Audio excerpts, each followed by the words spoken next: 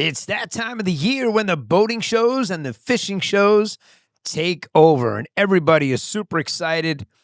We are under 100 days until opening day. The last time I looked, it was like 98 days.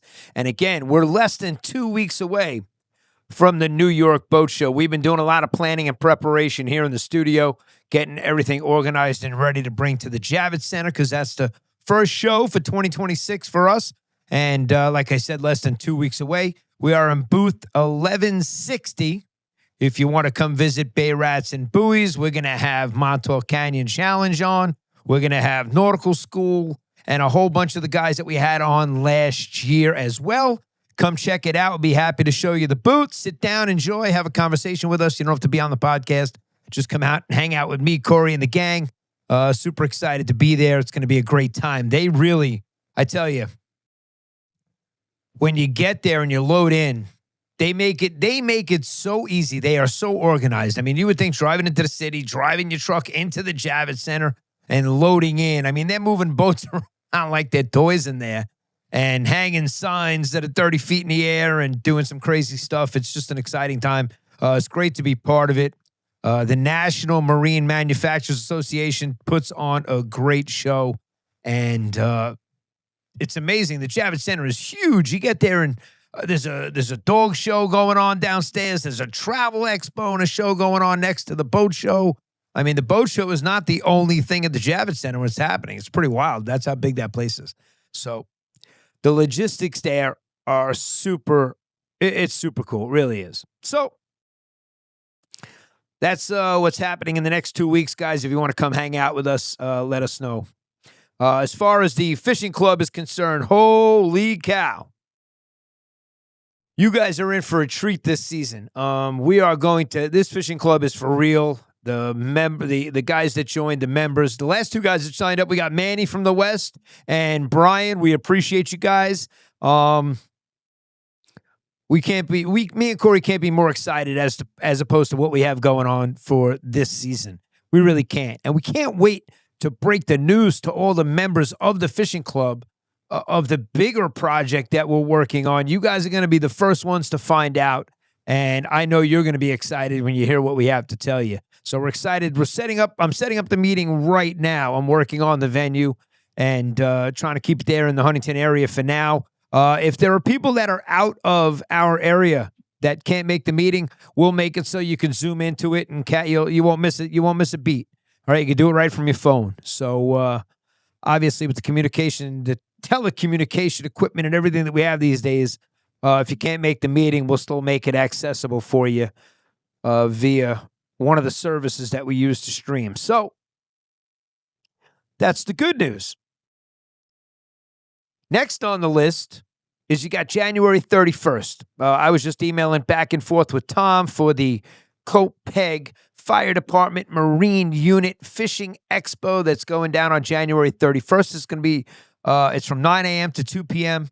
This will be Bay Rats and Buoys' first time being there. It's the first time show, so we're really excited to be involved and to participate and to see what's happening. Again, the studio that I'm in right now is in Copeg, so I'm right here. So it's really easy for me. The other studio that you'll see me recording in is in Kings Park. And there's some big stuff happening there as well. I can't wait to break the news. It's Thursday. Today, I'm a little late getting the podcast up. I do produce other people's podcasts, so they come into the studio. They sit down. I have a different setup, and, we film. I do it all. We put it up. We get it out. And usually they do this on Friday, but due to some time constraints, they had to get it done on Thursday. Just like the week of the boat show. I normally record the radio show Wednesday and podcast on Friday. I'm doing all of that on Monday that week because Tuesday was setting up at the trade show at the Javits Center. Wednesday, Thursday, Friday, Saturday, Sunday will be at the Javits Center. So, you got to be flexible. Life happens, we like to say, So those are the two big shows that are happening right now. Then once we move into March, obviously, everybody's favorite show is the Ward Melville show. And this year, I'm super excited because we've already started to reach out to people that we want to get on the podcast, where last year we just showed up and we met a lot of people. We wanted to see if we were going to be able to do anything in the gymnasium in the smaller space that we had, as opposed to what we require as far as, the camera throw and the depth and the set and how to set things up. So now that we're going into that, again, same thing with the boat show. Once you do it the first year, you go there, you check it out, you learn, and then you come back the second year, and you're obviously going to be bigger and better. Just like we are at the boat show. Excuse me. It's a long day here today, I'll tell you that. So, but I'm still excited about everything we got going on at Bay Rats and Buoys. I mean, it's all day talking to sponsors and people that are getting involved. This thing is really taken off to a whole new level. The fishing club, holy shit. The members in the boats, and I say it every week, are officially badass. I mean, I can't begin to tell you. I said it already. If I handpicked this list, I would have picked everybody on this list. There's only one or two people that are new. They weren't in the tournament, and they're fans of Bay Rats and Buoys. They're loyal listeners, and we're super grateful to have them in the club. And some of them we've already communicated with prior to the launching of the club. But I'll tell you this. Whether you fish on the Connecticut side or the New York side, if you fish the Long Island Sound, you want to be a member of this club, because we're going to be challenging every club that we can get our hands on.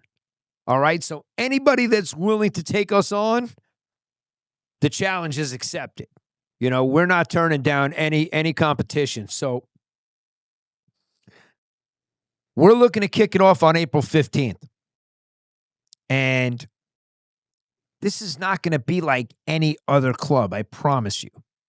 This is not about forming a Facebook group and text messages.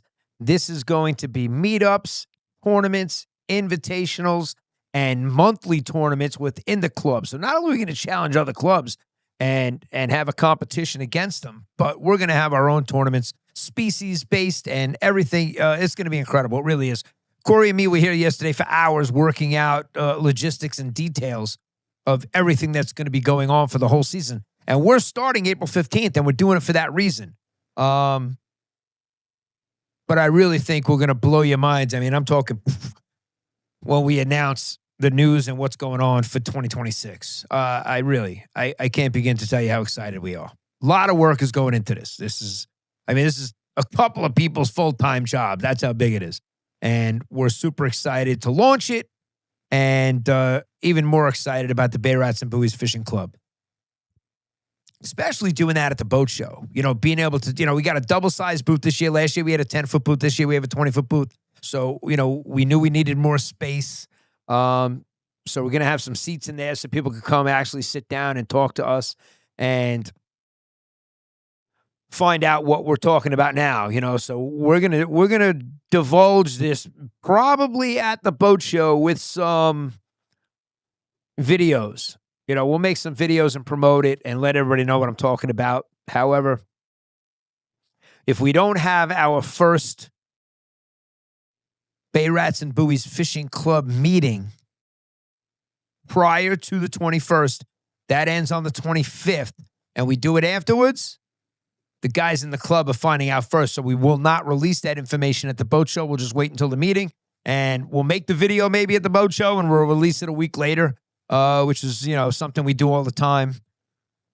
But we're really excited. This is going to be an epic year. Now, when I say boat shows and fishing shows, that's what this time of the year is about. The boat shows are some of the biggest sellers for manufacturers, not only for new customers that are going to come to the show, but they're returning customers that are looking to upgrade. I'll use Eric as an example. He's in the club, and he's looking to upgrade from his 38 outrage to a much bigger boat. So when you sit and talk to other manufacturers and you have a 38 outrage, and whether you're looking to step into a 42 or a 50 or a different style boat, That's what going to these boat shows is all about. It really is. And it's an exciting time of the year. I recommend to people, it doesn't matter what day you go, but I do recommend to be able to spend all day at the show. There's so many things to do. But you could walk around and just browse everything. But if you're really going to shop and look at the boats, I'd recommend getting there in the morning and staying throughout until the afternoon. And it doesn't matter what day you come. It's an epic show. So we're looking to expand Bay Rats and Buoys and travel to a few other boating shows for sure. That's on the list of things to do. But again, we're walking first before we run, and it's our second year at this boat show, second year at Ward Melville, and our first year at the Copeg Fire Department Marine Unit Fishing Expo. And I try to say the names right. It's also, it gets me saying it so that I can remember, so I can talk about it. It helps me as well. But that's why I try to say the whole names of everything that I say to you guys here on the podcast. Now, Corey and I were saying yesterday, once the boat show's done, that's when we're going to dive into all of our equipment and start to get everything prepared for April. And we were discussing, what we're using, what we're not using, what's not going back on the boat. And, 2025 was a year that I could say we used a handful of stuff and crushed it. We were trying to count the numbers. We were watching videos yesterday. And the amount of bass that came over the rails on individual trips blew us away. Like, we were watching the footage, and I could not believe the GoPros were rolling. And here I am just scrolling through the footage, looking at it with him. And how many times me and him would just go out prospecting because we have a few hours. Let's go shoot out before a charter, after a charter. I mean, we're complete lunatics. We fish as much as we can. And, last year I also had, 4 days of the week that I was a commercial tow captain. So that turns out to be a long day on the water when you do both. And, we love to get out there for that first light. But we tested every piece of equipment. We got last year the brand new Tony Maja rods. So we had 4 new trolling rods that we used. And, I mean, those are just amazing on our charters. The setups that we use, I will bring the equipment into the studio here and show you exactly what I'm talking about so that you can see and I can teach you how we do it and what we use. But we do have secret weapons. We have secret weapons on the boat. When I take it out and show it to the charters that come out with us, they're blown away. They're like, holy shit. And then when the rods go off and we're doubled up all the time, it's for good reason, and we're dialed in. We know what colors we're switching up and what colors we're going to try in the morning, what we're going to use in the afternoon, if it's cloudy, if it's sunny. All these things come into play. Speaking of things that come into play, holy shit. I watched a video, and we have a few jokes in the towing business because people run aground and they got to wait for the tide. I got to share this video with you guys and play it so that you can listen to it, and you're going to know who this person is that's talking. I guarantee it. And he describes how the tide works and how it fluctuates. And unbelievable. It's going to blow your mind. I promise you. I'm going to do a whole, a good portion of the episode on tides and moons and fishing and how the tidal coefficient and get into all of that stuff. I'm always teaching somebody something. Yesterday, Corey was here, and we had a friend that broke down on his boat a few months back. I think it was October. Might have been November. But reached out to me with a text message saying, hey, I'm on my buddy's boat and we broke down. And he shot me a screenshot. People do this all the time. He shot me a screenshot of his Latin longitude.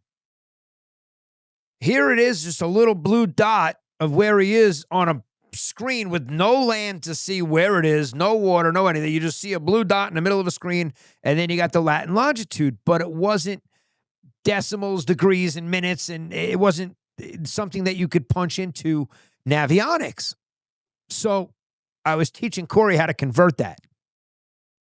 So in the video that I do with the tides and whatnot, I'm going to show you guys, there's a reason why I have a dry erase on my console with a dry erase marker there ready to write. I mean,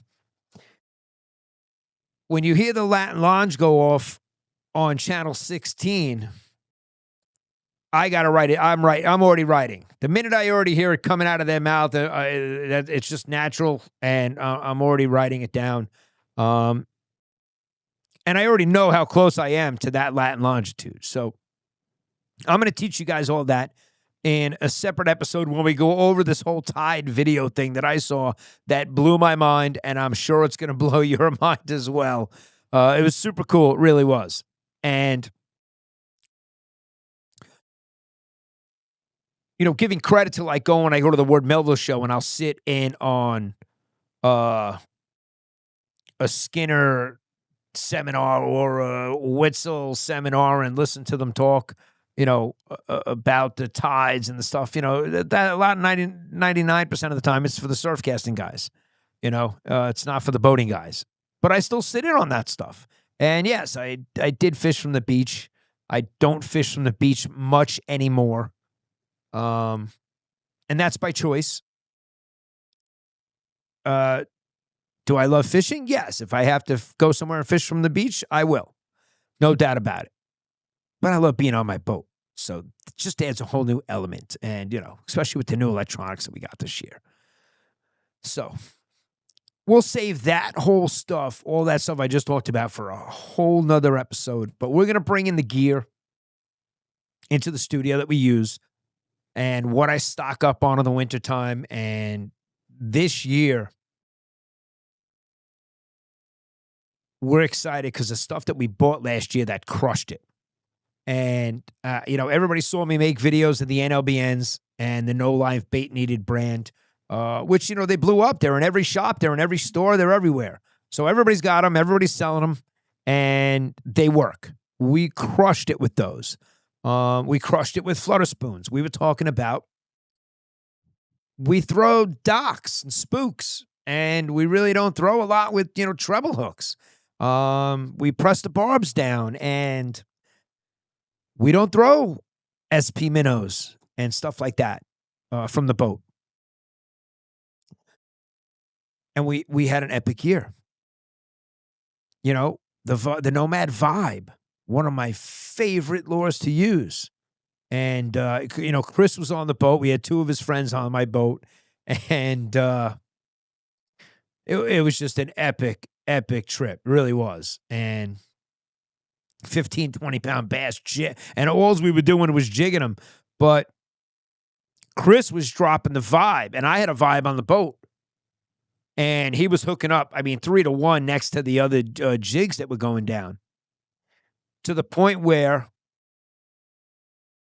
a big center console next to us said, "What the hell are you guys using?" Because it was 4 people fishing and 4 people hooked up, to the point where I stopped fishing. All right. A lot of times I'm going to grab the GoPros and work the cameras and the net and make it easy and enjoyable for people, even when I'm fishing with my friends. You know what I mean? So I catch enough fish. And when there's people on my boat and everybody's hooking up, we want to, limit the chaos to, organized chaos, because it could get chaotic. And you all know what I'm talking about. You see a million videos online. You don't have to be out there worrying about swordfish and sailfish jumping over the boat. There's enough to worry about on a boat when you got hooks and fish to flapping around, and, it gets crazy. It really does. And when you're really on them, it's a ton of fun. And you got experienced guys that are just bringing them over and don't need the net. We're all doing quick release and getting the fish on and off the boat. That's what it's all about. When people don't have to take a picture of every fish that they catch, which is a lot of the guys on my boat. We're catching. We had one trip that we saw yesterday. It was well over 15 bass. They weren't taking pictures. They were tired of catching fish. We were moving on to other things. They were tired of catching striped bass. It was an insane day. It really was. But that doesn't happen every day. You go out the next day, and the next day there's nothing. So that's what fishing's all about. So in 2025, we bought some really cool stuff. And we used a lot of really new stuff, a lot of stuff that we had never used before. And we said yesterday, we're going to, when we put everything on the boat in April, we're going to eliminate a lot of the stuff that we do not use. And we were just talking that the only treble hooks that are on the boat are on the flutter spoons. And those are big trebles. I like that size treble hook. It's easy to get the hook off. And it's a ton of fun to catch the bass on flutter spoons. It really is.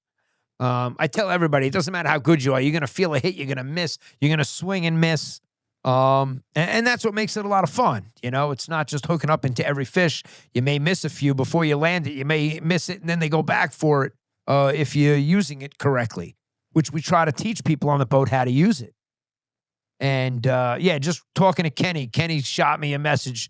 He was in a tackle shop, and he sent me a message of something that he saw at the shop. I'm like, oh, yeah, I got to pick that up, 100%. And thank you, Kenny. I appreciate it. And we miss you. We can't wait to get out there fishing with you. Really can't. I see you every day. You're on my website, You're in the video on the homepage with Dom. Rest in peace, Dom. And we can't wait. Kenny comes out every spring, and he murders the bass. He's my first trip out, Kenny. Dan's coming out with us. I invited Dan. I gave him an open invitation. And all the guys in the club, we are going to have such a ball come the beginning of the season. And some of these guys are super hardcore. I think I'm hardcore. Every time I'm going out, they're going out. They pass my marina, they see my boat's not in the slip. They know exactly where I am based on the tide and the wind. And, Greg says it all the time. And he pulls up to us in, this crazy, obscure area. And he's like, I knew you guys were going to be over here. And that's what makes, the camaraderie that we have in our area so cool. It really is. Just like when Manny came out. Manny, he sent me, and this is another thing. Guys are so excited to join the club. They send me a screenshot that they joined. They'll shoot me a text message saying, hey, I'm in. And, then they get the automated, the email that goes out and thanks them for joining and jumping on board and being a founding member of the club. It's super exciting. But even when Manny came out with us, and it was, frustrating for him. He gets out there with me and Corey, and we get into the birds are working, fish are jumping out of the water, and we're casting out, and it's bluefish. And he didn't hook into anything in that first bird working. Then we went out, we caught a few bass. I don't even know if he caught a bass on the first trip. He watched me and Corey catch fish, which was crazy, And I love inviting people on the boat all the time. Open invitation, whenever you want. So I just reached out to Dan. I said, look, April 7th is when I launch the boat. And if you want to get out there with us, come do some prospecting with me and Corey. We're usually pretty close. I'm usually 10, 15, 20 minutes away from the slip. Within 15, 20 minutes of leaving my slip in April, we're on really nice fish. And you could tell these are not holdovers by any stretch of the imagination, especially from the size of the school that you're going to see on the sonar. And we can't wait. I'm honing in, and I can't wait for the boat show, because now I got the Simrad 3012 NSX, and I can't wait to get to the show and let them show me some things, because now I can talk to the Simrad guys. Last year, here's the thing. Last year at the show, I spoke to the guys at Garmin, and I said, hey, listen, you guys should shoot over to the booth, have one of the guys come down, sit with me. We'll talk about the latest and greatest technology. I'm in the market. I want to buy something and come sit on the podcast. And the one guy that they wanted to come and do it was only going to be there one of the certain days, and he was busy, and they kind of blew it off. We kept going over and say, hey, you want to come over? You want to come on? We got time? And they didn't. And I'm happy to say I purchased the Simrad, and I cannot wait for the guys from Simrad to come and sit on the podcast and talk about the NSX 3012 that I have and the features and what I could do, what upgrades I could do to this thing. Because, I mean, Jesus Christmas, the transducer is like the size of my leg, it's unbelievable. And holy shit, when I broke down in Port Jeff, and I didn't break down, I limped in. I was able to limp in, get on a mooring, get over to Cito Port Jeff's office and take an Uber from there. Me and Chris took an Uber back to Huntington. I grabbed my truck in the morning and I went back and I took the shuttle. I took the launch. The kid on the launch over there drove me out to my boat. I got on the boat. It started because it wasn't broken down. And I put it in gear and I was able to drive over to the ramp and I took it out. So even when I break down, I don't break down. And that was the spun hub problem that I had. And stretched cable spun hub last year. That was it. But now, so when I took the boat out of the water and I saw the transducer, pointing down at the ground and not 90 degree vertical, horizontal to the ground, I was like, and it was Mike at Compass Rose that said something to me. And he was like, dude, look at your transducer. And I was just like, I was heartbroken. I thought for sure this thing was broken. And it had growth on it. And I'm talking, I scrub my boat with the brush, the trim tabs. I lean over the side of the boat. I scrub it. I didn't pull the boat out in August just to check the bottom in May, because every time I do, it's clean. So this year I didn't do that. And when I tell you the growth on the transducer had me so freaked out, I thought it was broken. I really did. And the transducers for those units are pretty expensive. They're not cheap. Nothing on a boat is cheap. Really isn't. Not even a bag of ice. However, if you guys want, I figured this out. This is where this puts me above everybody. Everybody. I might be I might be a rocket scientist, but I figured out the recipe on how to make ice. And I refused, and I did a few times, I refused to go into a 7-Eleven and spend $7 on a bag of ice because I buy so much ice. I said this. When I worked at Freedom Boat Club in Freeport, the owner of Freedom Boat Club bought the fuel dock. Behind the fuel dock was this probably 10 by 10 freezer standalone shed that all it did was produce a mound of ice. Unbelievable. So I'd back my truck up. I would open the cooler and I would load as much ice as I could, and it would stay in the cooler for days. That was great. So I said, how does somebody not have some sort of a ice machine near the water that we can go pull up to with those hoses, just like you see them do on Wicked Tuna, and grab it and pull the hose into your cooler and load up the 3 coolers on your boat and pay X amount of dollars? We live on Long Island. We should have everything for the 7 months that we boat here that they have in Florida and wherever they boat 12 months of the year, where you could pull your boat into the slip and wash the bottom of your boat. They have them everywhere else. Tell me if I'm crazy, but I haven't seen one in my area. So me and Corey talk about stuff like that all the time, but I figured out how to make ice. You freeze water. And it doesn't cost anything to do. Everybody's got freezers. Doesn't matter how big they are. So I didn't save a fortune on ice, but I definitely saved enough money. Saved enough money to pay for ice hockey for a season.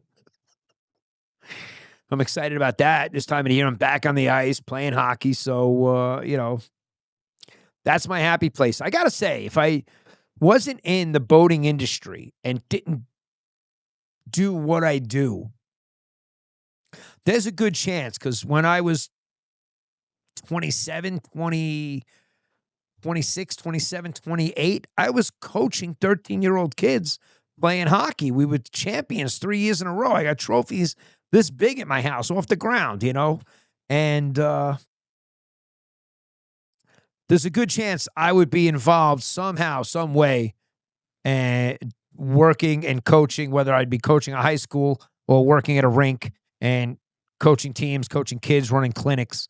That's 100% where I would have been. That would be my next happy place, which is a total contrast to being on the water, because that's frozen and I need warm weather. 55 degrees today, 56 degrees, 55 degrees yesterday. I'm standing outside with a sweatshirt on, and I'm like, oh, my God. Is it March? Because I'm going to go uncover the boat. That's the day I wait for when it's 55 degrees. That's it. I get a few days like that, and the cover's coming off, and I am stoked. But we're under 100 days now, guys. We're under 100 days until April 15th. You want an exact number? I'll give you an exact number. All right. And I don't even have to do anything to type in too much these days. All I have to say is how many, and it'll already come up because I've done it a million times. How many days till April 15th? 97. So we are 97 days away. That means I'm 90 days away until I launch my boat, because I usually do it April 7th. Or 89 days. So I can't wait. The countdown's real. The countdown's on. How many other people are counting down? I know, Frank, you're excited to put your new boat in the new slip at a new marina for you. You are going to have a ball. I'm so happy you're part of the club. The guys you're going to meet in this club are going to blow your mind. Seriously, this is these guys are the best of the best. And I'm so proud to have them in the club that I said to Corey yesterday, I said, I wouldn't want to be one of the other clubs. I really wouldn't. And we're going to come out of the gate April 15th for the club with a 7 or 8 day tournament to start the year. All right. And we're not doing 1 day tournaments. All right. Bay Rats and Buoys Striped Bass Invitation, the annual Striped Bass Invitation, which yesterday I got the new logos, the second annual 2026 Striped Bass Invitational logo showed up, and the one that says annual, because now there's obviously, when you're printing stuff to advertise and you're not advertising 2026 and you're going to put it on a big display on something that you don't have to remake every year, you're not going to put the one with the year on it. You're going to put annual Striped Bass Invitational. So we have both of those. Those came in yesterday. We got a lot of new stuff, a lot of cool things. Lots is happening. But we were talking about it. So the Bay Rats and Buoys Striped Bass Invitational is going to be, we're even considering doing that as a 2 day tournament this year. Maybe even 3, where we do a Friday, a Saturday, and a Sunday. Where Sunday's more of a half day and then go into the event. Something like that. So we're looking to make that grow as well. But I'm telling you now, for the club, we're doing a 7 or 8 day tournament where we start on a Friday and end on a Sunday. And this way you have no excuse. You can get out on your day off. You can get out on the day that there's good weather. If the day off is bad weather, well, you're calling sick on the day that's good weather. You got a nice window to get out with no excuses, because there are tournaments in our area that people believe they are cursed. And, I talked about the middle grounds being haunted. there are tournaments that are cursed with weather where people tell me, no, it's the person. I was like, no, it's just every year it's like, and they're like, no, I think it's the person that runs it. That's why it's cursed. And cracks me up. But you guys are funny. Some of the shit people tell me is hysterical. Really is. And I love you guys. And I hope some of you get to come meet us at the boat show. I really do. It's a great place to come sit down. I'm going to have these chairs. These chairs will be there. The chairs I had last year will be there. So there'll be some chairs in the booth to come sit down. We could even have a little powwow, you know. And I'll have all 4 mics. Maybe we'll do a round table podcast with a couple of cool people that come, you know.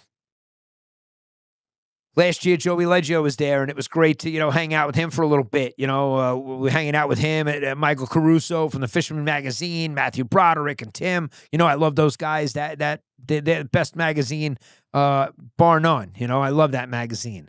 And maybe we'll do some sort of a, little round table discussion because we'll have a bunch of seats. All the mics will be there, and it's the boat show. I can do whatever I want. It's Bay Rats and Buoys. Do whatever I want. And I love that. That's why I created it. So I can say whatever the fuck I want into this microphone. Doesn't matter. No one can say shit. They could complain. They could hate. They can say whatever they want until they're blue in the face. I don't give a shit. But I love you guys. And I hope I tell you that enough. I hope 2026 is starting off on the right foot for you. I know people that are going to the boat show to buy boats. I was just starting to post like today. I put up Sean from Island Yacht. He was there, and we were talking about Chet and the guys because one of the guys in my marina has a beautiful Everglades, and he got it over there because I know the mechanic that worked on the boat, and I know a few things, and I know a few people. I heard from Scott, and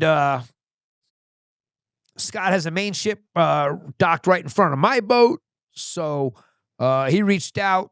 We were just talking. It was funny. I'm talking to him. I'm working it out with Will and the boys over at East End Anglers. They're going to be on the podcast Sunday, February 1st, 1 o'clock. They're coming into the studio. So, we're scheduling a lot of things. It's a busy time of the year and a lot is going on. So everything has to be scheduled. So I was talking to Scott, talking to Will, and the boys at East End Anglers. Kenny was on the phone, and Manny and Corey were in a group text, blowing up about the fishing club. And, for a captain, that was paradise. That was like,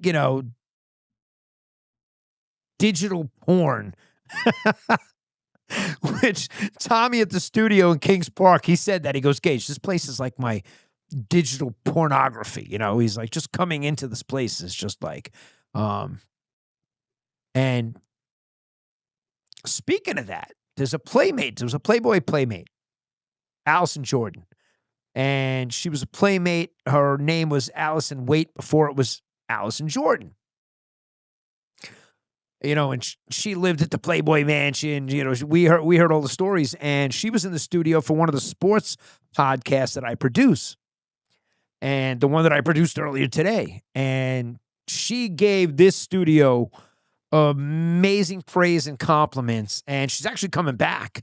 But she told her friends and everybody that she works with her experience here and how amazing it was, and it was just really nice to hear.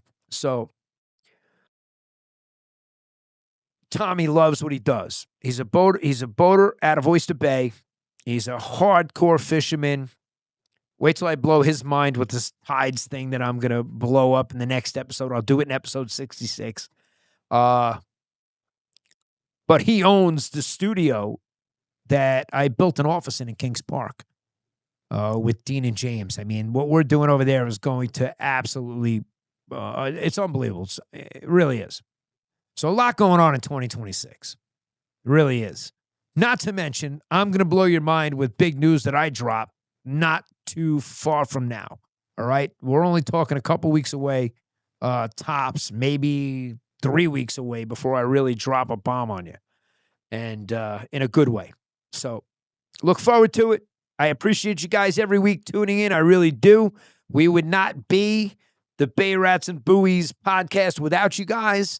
To everybody in the West, where Manny knows best, we appreciate you guys listening. Everybody that listens to the audio version, we are just as big a fan of the audio guys, the guys that listen to only the audio version. The only thing I can ask from the audio guys is to, on the platform that you're listening to, click the 5 stars, click the like, click everything that you can to help show that you're there and that you're listening.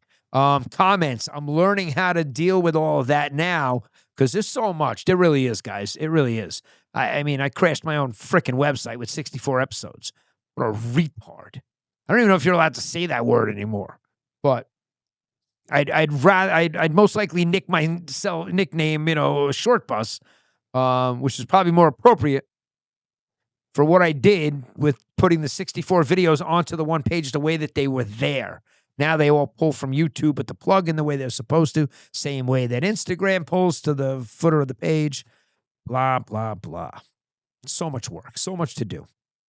Anyway, we have a great team, and this is why we're growing and doing what we're doing. So all the members, all the new members, all the founding members of Bay Rats and Buoys, the fishing club, I am super excited. I can't wait to host our first meeting. I'm working on those details right now on my phone, via email. I'm working it out, and I will shoot you guys an email and a text message letting you know when we are having our first meeting because, man, do I have some great stuff to tell you guys. And you heard some of it right here. The first tournament's going to be April 15th. And not everybody's going to have their boat in the water. I totally understand that. Those of you that do, and those of you that are as hardcore as me, Corey, Greg, and Manny, and the rest of them, we're in the first week of April. Some people are in before that. And it'll all depend on the weather. I can't wait to start seeing the weather. We get more days like today, I'm in. So thanks for tuning in, guys. Episode 60. What is this? Episode 65. Holy cow. Unbelievable. At least I don't have to put it up on the webpage now. The one video goes up, and I won't crash the site anymore. So if you want to join the club, head on over to bayratsandbuoys.com. You get it right there on the podcast page. But you can also head over to sandcitycharter.com and get it right there on the homepage. All the information is there. Very easy to register. You'll get a welcoming email welcoming you to the club, telling you what's coming up and what we're doing, and lots to look forward to. So, very grateful for you guys. Captain Gaige signing off. Episode 65 in the books. Over and out. Thanks for listening to this episode of Bay Rats and Buoys. Be sure to visit sandcitycharter.com and follow Captain Gaige on all our social media channels.